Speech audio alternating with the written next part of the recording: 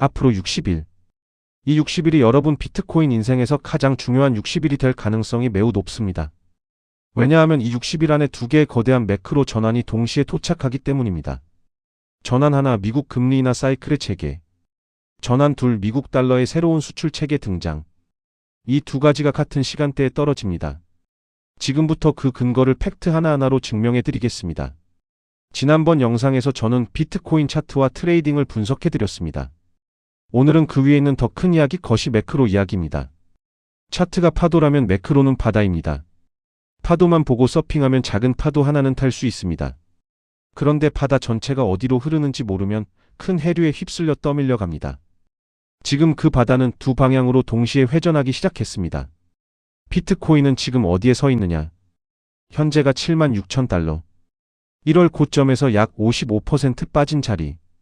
그리고 다음 매크로 전환까지 남은 시간 60일.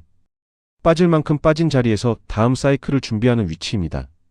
이 좌표를 머릿속에 박아두시고 지금부터 두 전환을 하나씩 해부해 보겠습니다. 자, 첫 번째 전환부터 가겠습니다. 미국 금리 인하 사이클의 재개입니다. 2026년 4월 29일 어제 미국 연준 의장 제롬 파월이 자신의 임기 마지막 FOMC 회의를 열었습니다. 결과는 금리 동결. 3.5%에서 3.75% 범위 그대로입니다. 그런데 동결이 핵심이 아닙니다. 어제 파월이 한 말과 행동이 진짜 핵심입니다. 파월이 자기 입으로 흘린 네 가지 신호. 차례로 보겠습니다. 첫째, 파월은 어제 직접 이렇게 말했습니다.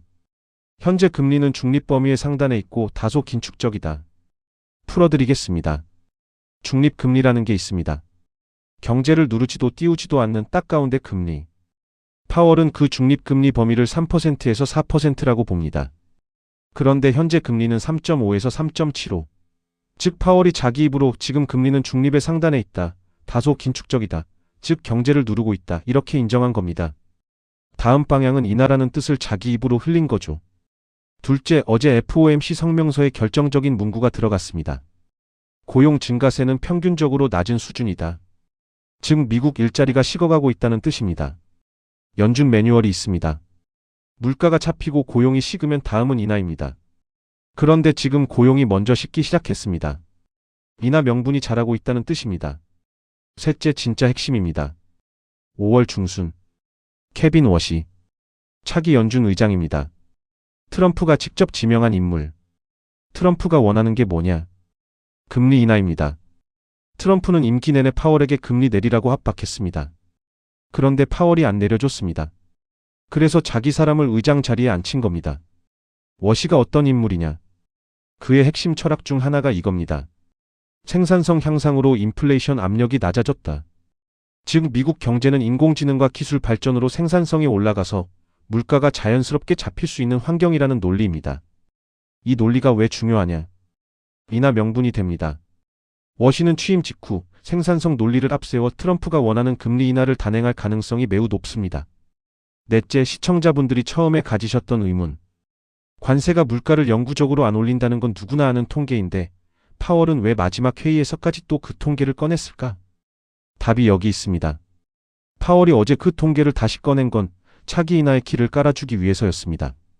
논리는 이렇습니다. 만약 관세가 물가를 영구적으로 올린다고 인정하면 연준은 금리를 못 내립니다. 오히려 올려야 합니다. 그런데 파월이 어제 일회성이라고 다시 못 박았습니다. 즉 관세 효과는 한 번 오르고 끝난다. 그러니 시간이 지나면 잡힌다. 이렇게 정리해버린 겁니다. 이게 누구한테 가장 좋은 메시지냐? 케빈 워시입니다. 워시는 취임 직후 이렇게 말할 수 있게 됐습니다. 파월 의장도 관세 인플레이션은 일회성이라고 봤다. 그러니 우리는 금리를 내릴 수 있다. 즉 어제 파월의 그 발언은 자기 후임자에게 인하 명분을 넘겨준 마지막 선물이었던 겁니다. 자, 첫 번째 전환이 정리됩니다. 5월 중순 워시 의장 취임. 6월 FOMC 첫 회의. 5월 6월 노동시장 데이터.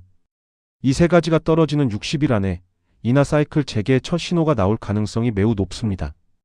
여기서 끝이 아닙니다. 더 큰 그림이 있습니다. 두 번째 전환. 미국 달러의 새로운 수출 체계입니다. 이게 무슨 말이냐? 넥서스 알파랩이 정리한 핵심 논리는 이겁니다. 미국의 새로운 수출품은 자동차도 반도체도 농산물도 아니다. 스테이블 코인이다. 스테이블 코인이 뭐냐? 한 달러의 가격이 고정된 디지털 화폐입니다. 블록체인 위에 올라간 달러라고 생각하시면 됩니다. 처음에는 사람들이 이걸 이렇게만 팠습니다. 비트코인 거래 사이에 잠깐 현금 보관하는 용도. 그런데 이게 지금 완전히 다른 차원의 일이 되고 있습니다. 지난 80년 동안 미국은 어떻게 달러를 전 세계에 수출해 왔을까요? 두 가지 채널이었습니다. 하나, 국제통화기금과 세계은행 같은 국제기구를 통해. 둘, 미국 은행과 환거래 은행 시스템을 통해. 즉 국가 단위로, 은행 단위로 달러를 뿌려왔습니다. 그런데 이 시스템이 흔들리고 있습니다. 충격적인 사실 하나를 말씀드리겠습니다. 중국이 미국 국채 보유 규모를 18년 만에 최저로 줄였습니다. 한때 1조 1천억 달러를 보유했던 중국이 지금은 6,800억 달러까지 매도했습니다. 일본과 영국에 밀려 3위로 떨어졌습니다. 동시에 브릭스 국가들은 달러를 대체할 결제 시스템을 모색하고 있고 중국은 위안화 결제 비중을 늘리고 있습니다. 세계 외환 보유액에서 달러 비중도 점차 줄어들고 있습니다. 미국 입장에서 피상이 걸린 겁니다. 80년 동안 작동해온 달러 수출 체계가 약화되고 있으니까요. 그래서 미국이 새로운 수출 채널을 만들어냈습니다. 그게 바로 스테이블 코인입니다. 기존 채널과 뭐가 다르냐? 기존엔 미국이 국가에 달러를 공급했습니다. 지금은 사람에게 직접 공급합니다. 풀어드리겠습니다. 나이지리아 라고스에서 작은 사업을 운영하는 사장님이 있습니다. 자국 통화 가치가 매년 떨어지고 있습니다. 은행에 돈을 넣어도 인플레이션 때문에 실질 가치가 사라집니다. 그런데 이 사장님이 스마트폰을 켜고 스테이블 코인 지갑을 깔면 자기 돈을 즉시 디지털 달러로 바꿀 수 있습니다. 미국 은행 계좌가 없어도 됩니다. 미국 비자가 없어도 됩니다. 부에노스아이레스의 프리랜서 디자이너도 마찬가지입니다. 외국 클라이언트로부터 일을 받고 결제를 받는데 페소로 받으면 며칠 만에 가치가 떨어집니다. 그런데 스테이블 코인으로 받으면 그 자리에서 디지털 달러가 됩니다. 이게 무슨 뜻이냐? 전 세계 수십억 명이 미국 은행을 거치지 않고 달러를 보유, 거래, 저축할 수 있게 된다는 뜻입니다. 스테이블 코인 지갑 하나하나가 달러 네트워크의 노드가 됩니다. 미국 정부도 이 흐름에 본격적으로 올라탔습니다. 지난해 미국 의회는 지니어스 법안을 통과시켰습니다. 스테이블 코인을 제도권 안에 정식 편입한 법입니다. 즉 미국이 공식적으로 스테이블 코인을 새로운 달러 수출 체계로 인정했다는 뜻입니다. 이게 시장에 어떻게 나타나고 있느냐? 어제 공개된 충격적인 인수 사례를 보겠습니다. 글로벌 결제회사 스트라이프가 스테이블 코인 플랫폼 브릿지를 11억 달러에 인수했습니다. 스트라이프 역사상 최대 규모 인수입니다. 거기에 지갑회사 프리비도 추가로 인수했습니다. 그리고 마스터카드. 우리가 다 아는 그 마스터카드가 스테이블 코인 인프라 업체 BVNK를 최대 18억 달러에 인수했습니다. 130개국 이상의 결제망에 스테이블 코인을 결합한다는 발표입니다. 이게 무슨 뜻이냐? 글로벌 결제 인프라 회사들이 모두 스테이블 코인을 자기 시스템 안에 흡수하고 있다는 뜻입니다. 즉 앞으로 여러분이 해외에서 카드를 긁을 때 그 뒤에서 스테이블 코인이 움직이는 시대가 옵니다. 그리고 또 하나의 거대한 흐름. 토큰화입니다. 토큰화가 뭐냐? 현실 자산을 블록체인 위에 올리는 겁니다. 미국 국채를 예로 들겠습니다. 토큰화된 미국 국채 규모가 어제 기준으로 150억 달러를 돌파했습니다. 그런데 진짜 충격은 다음 숫자입니다. 실제 미국 국채 시장 규모는 30조 달러가 넘습니다. 단일 자산군에서 약 2,000배의 성장 여지가 남아있다는 뜻입니다. 여기서 끝이 아닙니다. 100조 달러. 무슨 숫자냐? 전 세계 전통 금융권의 신용시장 규모입니다. 이 100조 달러가 앞으로 점진적으로 블록체인으로 이동할 흐름이 시작됐습니다. 그러면 이 거대한 흐름에서 비트코인은 어디에 위치하느냐? 비트코인은 디지털 금이자 채택 곡선을 따라 성장하는 자산입니다. 발행량이 2,100만 개로 고정되어 있어 화폐 가치 하락에 영향받지 않습니다. 글로벌 기관들은 포트폴리오의 3%에서 6%를 비트코인에 권장하고 있습니다. 그리고 비트코인 ETF의 순자산은 어제 기준으로 1천억 달러를 돌파했습니다. 미국 기관 자금이 ETF라는 통로로 비트코인에 들어와 있는 규모입니다. 가격 좌표는 이렇습니다. 2026년 안에 비트코인이 10만 달러를 다시 탈환할 경로가 살아있습니다. 첫 관문은 200일 이동 평균선의 완전 탈환입니다. 그 시점이 다름 아닌 앞으로 30일에서 60일과 정확히 겹칩니다. 이제 정리하겠습니다. 오늘 영상에서 여러분이 가져가셔야 할 단 하나의 깨달음. 앞으로 60일 안에 두 개의 거대한 매크로 전환이 동시에 도착합니다. 전환 하나, 미국 금리 인하 사이클의 재개. 5월 중순 워시 의장 취임. 6월 FOMC 첫 회의.